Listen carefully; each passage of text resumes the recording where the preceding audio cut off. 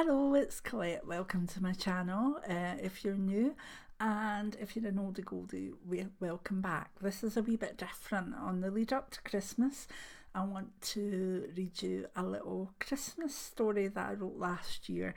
It's a Christmas story for little kids and big kids, and it's got a wee message in it. So if you fancy listening to A Very Confusing Christmas by Colette Brown, that's me, then I'll read it to you. Okay, so get yourself a wee coffee, get kids in the knee, and let's see if we can get through this story without me coughing. Anyway, A Very Confusing Christmas by Colette Brown. Eric, the Easter Bunny, awakened very early that morning. He was grumpy, which was so unlike him. Normally, after his good long winter sleep, he would jump out of his bed, clean his teeth, and have some carrot cake for breakfast. Well, it was a special day after all. And then he would grab his big basket of Easter eggs, and off he would go with a giant smile on his face. Not every day was Easter Day, and he, of all creatures, really had to be on time. Yet this morning he felt very, very tired. This was a new feeling for him.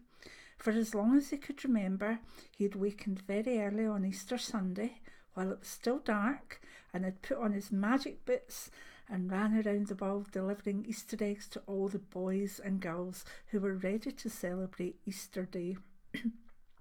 Today he just felt like he had no energy and really hadn't slept enough at all. It was quite cold for an Easter Day. Eric thought there must be a late spring this year. He'd only jumped a few feet when he realised that his nose was tingling and his breath was showing in wisps in front of him. Yes, definitely a late spring.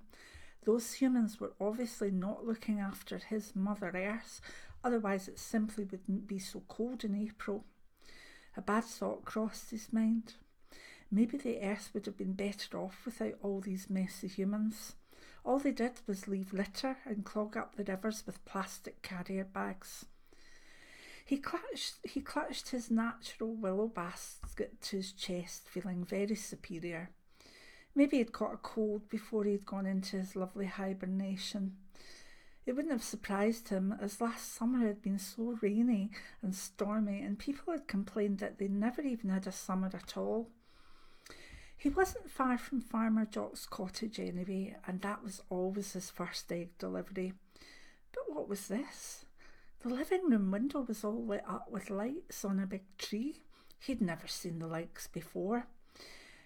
Maybe Farmer Jock was making him extra welcome this year. He would leave the adults an egg each just to be nice back. Something was wrong, as the living room was filled with boxes covered in shiny paper, with a big man with a white beard and a silly red suit on it.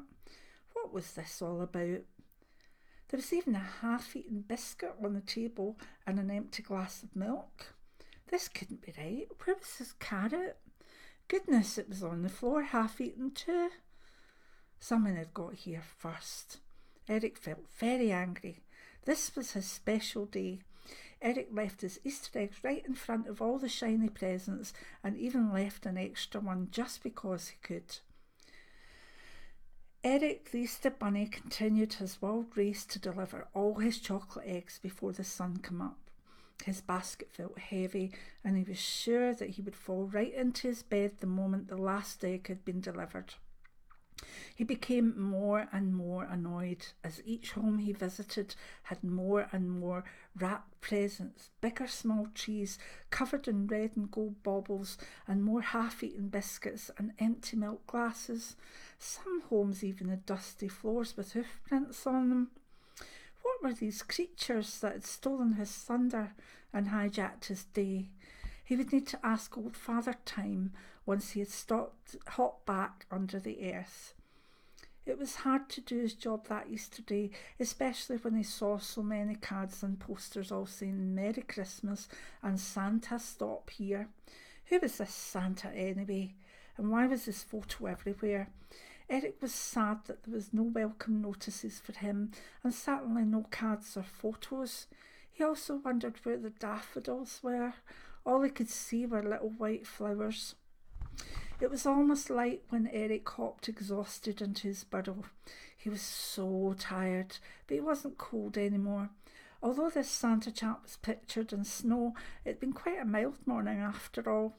He looked forward to having a little rest, and then he would get up and go meet his friends Harry the Hedgehog, Betsy the Hare, and Tommy the Tortoise.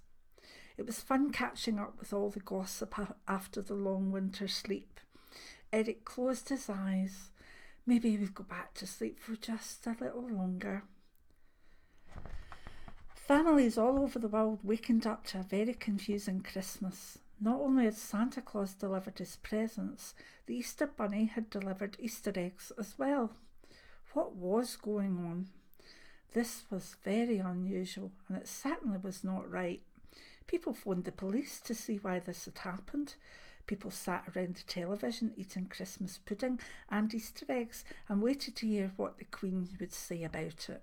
And she wasn't happy at all. My dear friends, I'm sorry to say that we as humans have made the Easter Bunny so confused by the mild Christmas weather that he came out of hibernation too early.